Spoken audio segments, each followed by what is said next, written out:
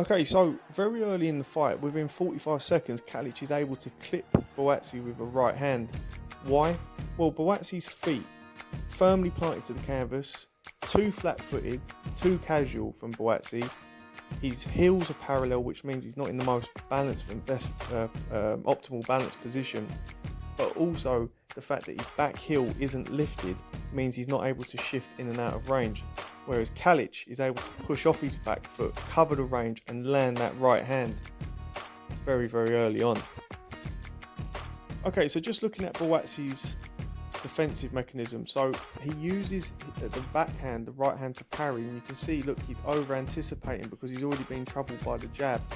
Kalic feints, has Buatsi sitting on the end of range, comes over with the left hook with the right hand behind it. That left hook was never looking to land, it was just there to create the space in order for him to be able to get the right hand in to blind Buatsi and take his attention.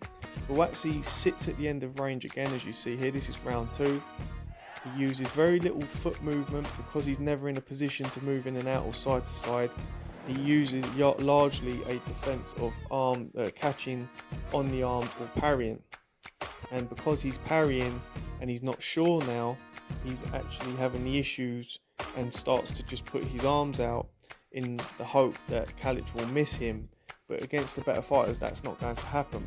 So when I speak to boxers, I always say to them, you've got two types of defense in boxing. You've got evasion, using your head movement or footwork to evade punches, or you're going to have to parry and block, catch, etc. Buatsi's sitting down the end of the right hand here and the jab because he's not using his feet. It's a real problem for him. Okay, so note Kalic's little step here. So he comes across to the centre line. So the reaction from Buatsi is just to do a half-hearted pendulum, but he's still in the same position. He hasn't really moved.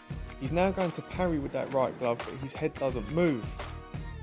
The right hand comes, and he nearly gets caught with the left and the right again. There's 3 punches there that against a better level fighter could have all landed in quick succession and with quality. Joshua Buatsi's defensive reactions are not great, and he doesn't look like he takes to the punches well either. And what I mean by that is his reaction is relatively worrying. And no one likes being hit, let's be real. But there's some fighters who can take it and dish it, or be able to keep their poker face, keep calm. I'm concerned about Buatsi here because when he is getting caught, he seems to sort of really get ruffled, and his senses go where he just starts to put his hands into positions, and you can see he's not used to it. He has to go away and really work on this type of defence where it's phase 1, phase 2.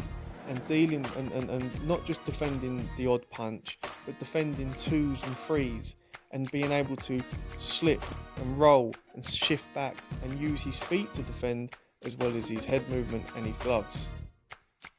Another habit that Buatsi needs to iron out of his game is how he jabs and then drops his left hand and never moves his feet or his head after. You get taught to either bring your glove back or to move your head after you jab. And you'll see here at British title level against Liam Conroy, same habits over 12 months ago are still happening this past Sunday night against Kalic. He will often jab and then make entry to the body in order to get his power punches into play, and it becomes a trade up. He leaves the left side of his face exposed, and it becomes a trade up, as you can see here. At a better level against a better fighter, that fighter is going to be going underneath and using uppercuts and hooks and rolling out.